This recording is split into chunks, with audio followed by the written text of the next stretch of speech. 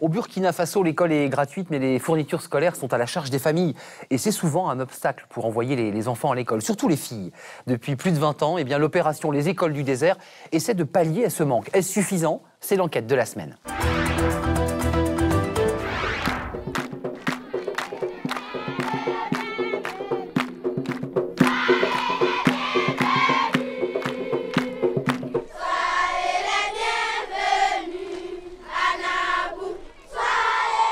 Au Burkina Faso, si l'école est gratuite, tous les livres, cahiers, fournitures scolaires doivent être achetés par les parents.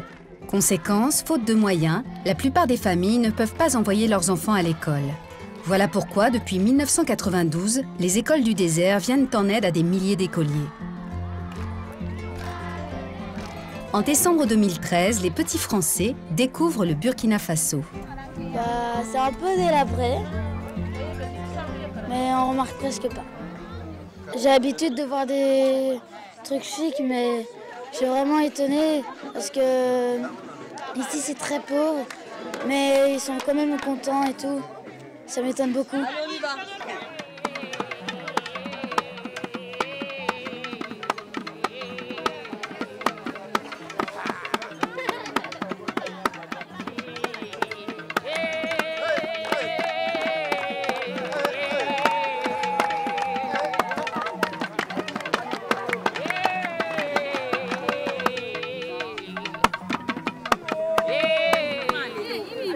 Donc avec ça, vous avez vu, c'est du mil, hein?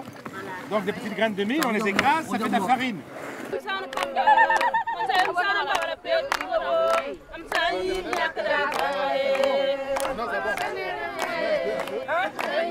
Le Nabaïda, hein, avec sa canne royale, puisque donc il a le titre de roi.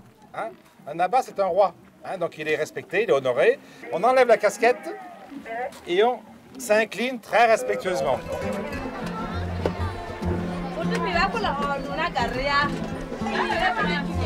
Là, la dame, elle est en train de faire du beurre de karité. Ils le font bouillir, ensuite, je crois qu'ils font, ils pétrissent, enfin, je sais pas comment dire, mais ils font du beurre de karité. Mais fini la récré, direction l'école.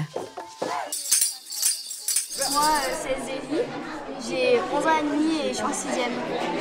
Moi, c'est Hélène, j'ai 12 ans et demi et je suis en 5e. Et on reprend les cours du midi, on reprend à 13h, 13h30. On les prend à 15h. À 15h? Ah bah ça va.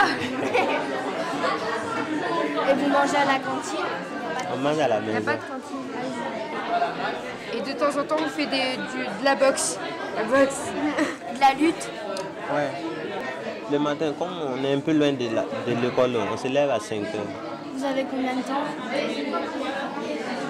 De route. Pour venir, peut-être on peut arriver à l'école durant 1 heure. Moi, comment? Un vélo. C'est joli. Bon, par exemple, le mathématique comme ça, vous écrivez ou on dicte? Ça dépend, il y a des professeurs qui préfèrent dicter, des professeurs qui préfèrent écrire. Mais souvent les écrits, parce que les calculs, ça va. Ça dépend, il y a des gens qui n'ont pas de religion. Donc après, voilà les athées. Donc s'ils veulent rester toute leur vie sans religion, ils ont le droit. Et des fois, s'ils veulent, je sais pas, devenir catholique ou islamique ou juif, ils ont le droit après. Ah ouais. T'as déjà vu de la neige? Non. C'est tout blanc et c'est froid. T'as déjà vu la mer? Non. C'est tout bleu. Il y a combien d'élèves dans votre classe déjà? Parce que je suis un peu... 110. C'est beaucoup. Nous, on est environ 30, seulement. Mais vous êtes 110 dans ces petites classes-là? Dans ces classes-là, vous êtes 110?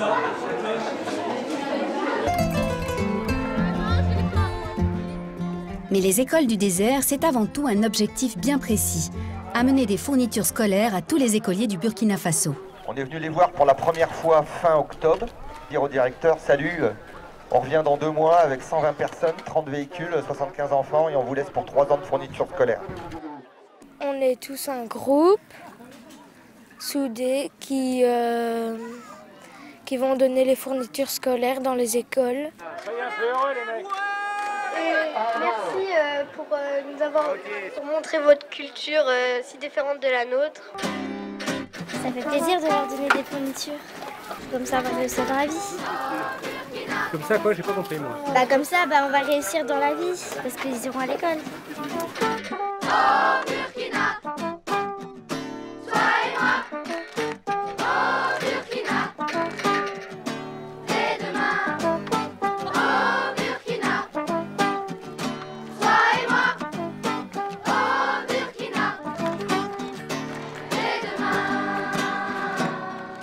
Moi, j'ai envie d'aller à l'école parce que l'école est très importante pour l'homme. Qu'est-ce que tu penses que ça va t'apporter? Parce que tu peux devenir comme Barack Obama, plus grand que Barack Obama. Et c'est chouette. Avec nous sur le plateau du Choya Le Mag, Alain Grossman, bonjour. Bonjour. Je suis ravi de vous accueillir sur ce plateau. Vous êtes à l'origine de cette aventure humaine des écoles du désert.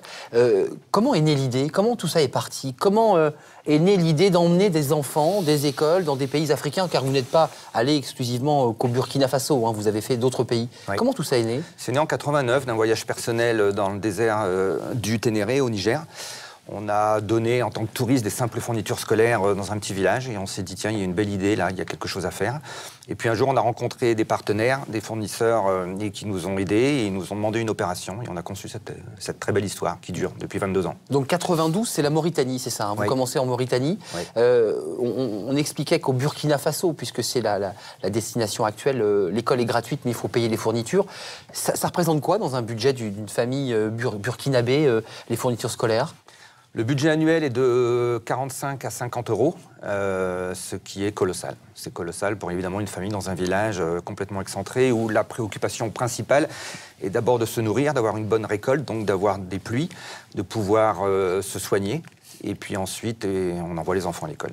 Alors racontez-nous, parce que c'est au-delà des fournitures scolaires, c'est un vrai échange entre des enfants d'écoles occidentales de France, des écoles riches, bien dotées, et qui partent à la rencontre d'enfants qui ont le même âge, ou presque, qui sont dans des écoles qui ne ressemblent pas complètement aux écoles françaises. Hein. C'est un choc. Oui, c'est ça, mais c'est un vrai choc. La belle histoire des écoles du désert, c'est ça surtout. C'est-à-dire que non seulement on distribue des fournitures scolaires dans des écoles qui sont dans des villages où les touristes ne vont pas, très excentrés, loin. On dote des enfants de 4-5 ans qui n'ont jamais vu de blanc. Et en même temps, on vient avec 75 enfants français de 11 à 13 ans, pour lesquels c'est un choc et ils prennent une claque énorme, évidemment. Des deux côtés, d'ailleurs. Des deux côtés. Qu'est-ce qui se passe? Parce que quand un enfant noir n'a pas vu un enfant blanc et parfois un enfant blanc n'a pas vu un jeune burkinabé, qu'est-ce qu'on se dit là dans les premiers mots? On se dit beaucoup de choses avec le regard d'abord, on se serre la main, et puis ensuite, nous, tous les jours, dans chaque école, il y a une animation différente. Un jour, c'est des Jeux Olympiques, un jour, ils créent des masques ensemble, un jour, ils font des dessins, un jour, ils vont faire une balade, un jour, ils vont aller faire la récolte de coton. Donc, il y a un vrai lien, il y a un vrai échange. Et au fil du temps, depuis 22 ans, il y a de très belles histoires. Il y a des écoles qui sont jumelées entre des écoles françaises et des écoles africaines. Il y a des étudiants qui sont en France et qui sont issus d'écoles africaines parce que des gens ont fait venir l'écolier pour faire des études en France. Il y a des Français qui sont retournés là-bas avec leurs parents, avec leurs familles. Voilà, de très belles histoires. Mais j'ai presque l'impression que la fourniture scolaire, même s'il est très utile, est presque devenue un prétexte. C'est-à-dire que vous venez les bras chargés de fournitures parce que c'est important, mais que derrière, c'est surtout la rencontre entre deux cultures. Il y a les deux qui sont importants, c'est vraiment un double objectif. Sans nos fournitures scolaires, beaucoup d'enfants, beaucoup de filles arrêteraient l'école. Et on le sait maintenant, puisque pour les 20 ans, par exemple, on est repassé dans des écoles qu'on avait dotées il y a 18 ans. On a retrouvé des générations écoles du désert, c'est-à-dire des écoliers qui, à l'époque, ont reçu des fournitures scolaires. Ils sont maintenant, il y en a une qui est prof d'anglais à Ouagadougou, il y en a un qui est médecin, infirmier à Ouagadougou, il y en a un qui est directeur adjoint d'une grande banque au Burkina Faso. Et tout ça dans la même classe. Ils nous ont expliqué que, en fait, c'est le prof, c'est leur instituteur qui avait gardé quelques fournitures et qui motivait les enfants. Les 5 premiers avaient toutes les semaines des cahiers et des stylos supplémentaires par rapport à la dotation. Ils ont pris ce goût du travail et voilà, ils ont réussi. On voit ces images avec les fournitures, les cahiers, les ardoises. Qu'est-ce qui se passe pour les filles lorsqu'elles n'arrivent pas et lorsque vous ne réussissez pas à leur venir en aide? Elles quittent l'école, qu'est-ce qu'elles font? Ah oui, de toute façon, une fille, c'est un peu le même problème que chez nous sur la parité et l'égalité des femmes, mais c'est amplifié évidemment par la culture, par les traditions ancestrales. Après notre passage, il y a plus 30% d'inscription dans les écoles, et dans ces 30%, il y a 70% de filles. Voilà. Parce que ne pas avoir des fournitures scolaires, c'est une vraie excuse pour ne pas mettre la fille à l'école, parce qu'elle est utile à la maison, il y a 5 frères et sœurs à garder, il y a de la cuisine à faire, bien sûr. il y a de l'eau à aller chercher, etc. Alors pour ceux qui nous regardent, parce que j'imagine qu'il y a des parents qui disent, mais attendez, c'est pas une classe verte en Vendée, hein, envoyer mon fils en Afrique, c'est pas rien, il y a toujours un peu de réticence, de peur. Comment ça se passe? C'est la crédibilité du nombre d'années qui fait que voilà, l'école du désert, ça fonctionne, il n'y a pas de problème? Oui, je pense que les parents nous feront complètement confiance. De toute façon, sinon, ça n'existerait pas depuis 22 ans. Entre le moment du concours en juillet et le moment du départ en décembre, en 22 ans, on a eu une défection. Donc les enfants qui participent au concours ont vraiment envie de partir et ensuite les parents nous font confiance. Et vous créez finalement du lien pour les petits Français qui vont revenir et qui vont peut-être avoir envie aussi d'essaimer et de continuer une action humanitaire. C'est ça aussi l'objectif? Oui, enfin il faut se mettre à la place de ces enfants. La plupart n'ont jamais quitté les parents. C'est à la période de Noël ou sur le plan affectif. C'est 10-13 ans, c'est ça, 11-13 ans. Ouais, donc voilà. effectivement Ils font une expérience que personne d'autre ne peut vivre à part eux et du coup ils ne peuvent pas la raconter. Parce que c'est trop d'émotions, parce qu'ils n'ont pas le vocabulaire, etc. Mais on les retrouve aussi 20 ans après. C'est-à-dire que non seulement on a retrouvé des élèves africains, mais évidemment, la famille et la communauté des écoles du désert existent. Et aujourd'hui, il y a des parents de 35 ans qui sont venus sur les écoles du désert il y a 20 ans et qui nous racontent à quel point ça a impacté leur cheminement de vie. Ouais. Et fêter Noël en Afrique, c'est formidable. On oublie la neige et le sapin de Noël et on est dans la savane. Merci beaucoup d'être venu sur notre plateau. Ça commence en juillet et le prochain voyage des écoles, ce sera en décembre. Ça sera au Burkina. Au Burkina. Et toutes les infos sont sur le site École du désert. Merci d'être venu sur le plateau de Ushuaïa le Mag.